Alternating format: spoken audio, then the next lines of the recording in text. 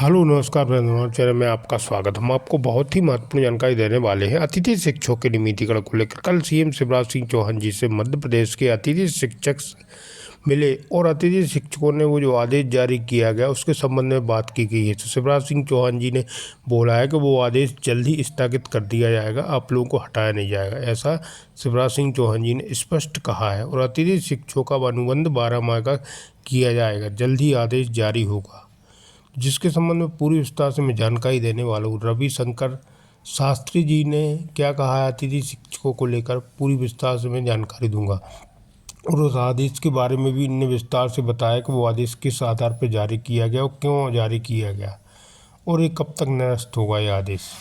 वो अतिथि शिक्षकों को हटाया जाएगा कि नहीं हटाया जाएगा, इसके संबंध में भी बात की गई। तो मैं पूरी विस्तार से आपको जानकारी देने वाला हूँ और एक वीडियो भी दिखाने वाला हूँ। अब वीडियो में बने रहा, वीडियो पूरा देखें। वीडियो अच्छा लगे तो आप लाइक जरूर करें और चैनल को सब्सक्राइब बिल्कुल ऐसी न्यू अपडेट पाने के लिए। समस्त भाइयों से इस वीडियो को अंत तक देखें जी, क्योंकि देखिए 2 तारीख की महापंचायत में इन्होंने अतिथि शिक्षकों के लिए नाना प्रकार की घोषणाएं की जी, और 1 महीना ठीक हुआ है और इन्होंने लगभग मध्य प्रदेश के 40,000 अतिथि शिक्षकों को बाहर करने की पूर्ण रूपेण तैयारी कर ली है।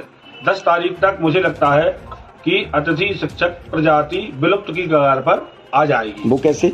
वो ऐसे कि इन्होंने उच्च माध्यमिक शिक्षक में लगभग 12,000 शिक्षकों के प्रमोशन किए हैं जी, और 30,000 इनको माध्यमिक शिक्षक के पद पर करना है। जी जी ऐसे में सबसे ज्यादा हानि होगी अतिथि शिक्षकों की। जी देखिए नियमित शिक्षकों को इसका कुछ लाभ होने वाला नहीं है पद के अलावा, जी, लेकिन हानि होगी तो केवल अतिथि शिक्षकों को होगी, क्योंकि वो नियमित नहीं है। बिल्कुल। और वो बेरोजगार हो जाएंगे और 10 तारीख से पहले मुझे लगता है कि सारे अतिथि शिक्षक अपने अपने घर बैठ जाएंगे। जी, आज उन्होंने एक आदेश भी जारी कर दिया कि मतलब आने से पहले, नियमित शिक्षक के आने से पहले इन्होंने आदेश जारी कर दिया है कि अतिथि शिक्षक को उसी दिन कार्यमुक्त कर दिया जाए। अब देखिए इनकी मंशा।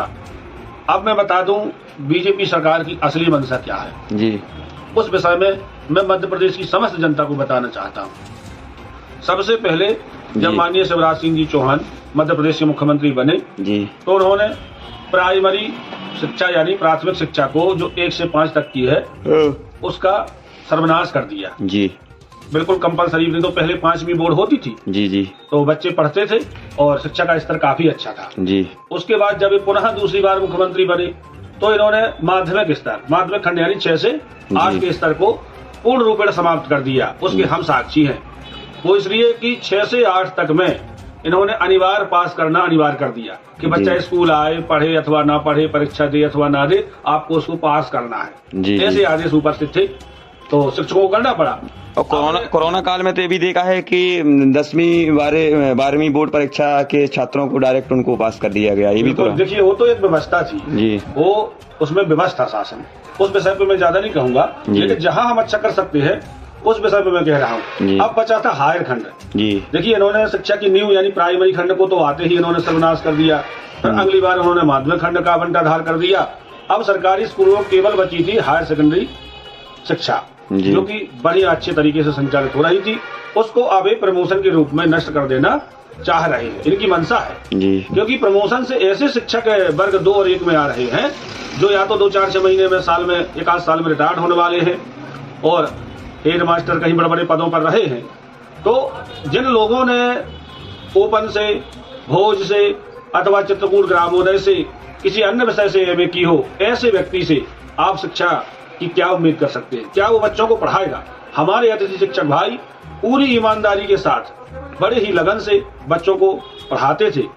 उस पढ़ाई को चौपट करने के लिए इनको एक नई तरकीब सूझी और इन्होंने प्रमोशन दिया सीनियर शिक्षकों को, जिससे कि अब हायर सेकेंडरी शिक्षा का बंटाधार निश्चित रूप से होने वाला है। और यही बीजेपी सरकार बर हमें चाहती है कि शिक्षा का बंटाधार हो, क्योंकि मैं एक सर्वे में आपको बता दूं, पढ़ा लिखा व्यक्ति, जो पढ़ा लिखा और रोजगार से लगा हुआ व्यक्ति होता है, वह कभी भी बीजेपी को वोट नहीं करता है जी। ऐसा इनका मानना है, मेरा मानना है, ऐसा प्रत्यक्ष प्रमाण भी है जी। इसलिए शिक्षा व्यवस्था को पूरी तरह से ये चरमरा देना चाहते हैं ताकि व्यक्ति अनपढ़ रहे और ऐसे ही जय श्री राम करके हमको वोट देता रहे। अब मैं आता हूं आज के मुद्दे पर। देखिए इन्होंने वादा किया कि 1 साल का अनुबंध है, आपकी वेतन वृद्धि, तो ना आज दिनांक तक किसी भी अतिथि शिक्षक को वेतन कोई मिला है। बढ़ी हुई वेतन प्राप्त हुई है, ना ही कोई साल का अनुबंध है। ऊपर से एक आदेश और जरूर आ गया है कि अतिथि शिक्षकों को नियमित शिक्षक के आने पर उसी दिन कार्य मुक्त कर दिया जाए। जी। अब बताइए, ऐसे में जबकि सत्र बीच में है, अतिथि शिक्षक की स्थिति अब उस धोबी के कुत्ते जैसी हो गई है। जी। अब बेचारा इस बीच मझधार में ना तो इस पार जा सकता है, ना ही उस पार जा सकता है। इनको अतिथि शिक्षकों के विषय में बड़े बड़े सपने इन्होंने दिखाए, इनको कुछ करना चाहिए था, परंतु हम इतने दिन से सूबे की सरकार से निवेदन कर रहे हैं कि हमारा भविष्य सुरक्षित। इन्होंने ही मंच से कहा कि हम भविष्य सुरक्षित कर रहे, भविष्य सुरक्षित करें। काहे का भविष्य सुरक्षित?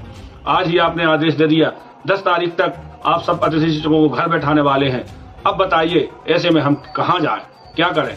इसलिए अंतिम बार मैं आपके न्यूज चैनल के माध्यम से करबद्ध निवेदन करना चाहता हूं मध्य प्रदेश की सरकार से कि हम सब गरीब अतिथि शिक्षकों की यथास्थिति को आप समझें और हमारे भविष्य की चिंता करें, अन्यथा मजबूरन हमें आपके खिलाफ जाना पड़ेगा, जो हम चाहते नहीं थे इस बार, लेकिन अब मजबूर होकर के, क्योंकि आपने हमें विवश कर दिया है ऐसा करने के लिए।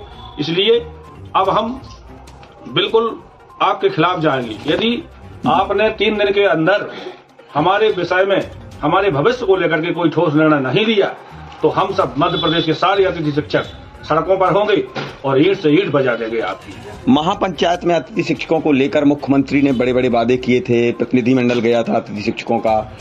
क्या वह वादे मुख्यमंत्री जी के जो थे उन पर अभी तक एक भी वादे पूरे नहीं हुए? बिल्कुल, देखिए, एक भी वादा, मैं साक्षी हूँ, मैं वर्तमान में कार्यरत हूँ जी। मुझे ना तो आज दिनांक तक बढ़ी हुई वेतन मिली, ना ही कोई लाभ, ना ही मेरा भविष्य। मेरा भविष्य मात्र 3 दिन का बचा है। मैं आपको बता दूं, 3 दिन बाद मैं अतिथि शिक्षक नहीं रह जाऊंगा। ऐसे मेरे 40,000 भाई कम से कम बाहर होंगे, तो क्या खा कुछ हुआ? तो महापंचायत का क्या कोई अर्थ निकला? कुछ नहीं, केवल उनको सुर्खियां बटोरनी थी कि हमने अतिथि शिक्षकों के लिए हम कुछ कर रहे हैं, हमारी सरकार कर रही है। इसके अलावा कुछ भी नहीं किया। जितना हो सकता है यह अतिथि शिक्षकों का नुकसान ही करने में लगे हुए हैं जी। अब ऐसी स्थिति में मैं मध्य प्रदेश के समस्त अतिथि शिक्षक भाइयों से आपके चैनल के माध्यम से 4-5 दिन बाद आचार संहिता लग जाएगी। बिल्कुल। इसके बाद क्या आपको उम्मीद है सरकार से? देखिए, फिर तो सरकार चाह के भी नहीं कुछ कर सकती। इसलिए तो मैंने कहा कि मात्र 3 दिन का समय शेष है, उसमें यदि आप चाहें तो कुछ कर सकते हैं। हम पुनः आपसे निवेदन कर रहे हैं बार बार। आज हमारे भाइयों ने जिस प्रकार से गिड़गड़ा करके माननीय मुख्यमंत्री जी के सामने अपनी व्यथा सुनाई, मुख्यमंत्री सीधा गाड़ी बढ़ाए और लंबा हो गए। बताइए अब कैसे हमारा जीवन कटेगा? कैसे आपने हमारे लिए, हमारे भविष्य सुरक्षित करने के लिए घोषणाएं की थी, बड़े बड़े वादे किए थे, क्या हुआ? वह आज सबके सामने है। इसलिए मैं अब कहना चाहूंगा मध्य प्रदेश के समस्त अतिथि शिक्षक भाइयों से कि हमें 3 दिन के इंतजार के बाद यदि सरकार कुछ नहीं करती है तो हमें निश्चित रूप से एक योजनाबद्ध तरीके से सरकार के से एक लड़ाई लड़नी होगी। और मेरे जो भाई सोच रहे हैं कि हम भविष्य में कांग्रेस को वोट करेंगे, तो मैं इस पक्ष में बिल्कुल नहीं हूँ अभी। वो इसलिए नहीं हूँ कि देखिए, मान ना मान मैं तेरा मेहमान, एक कहावत है कि मान ना मान मैं तेरा मेहमान।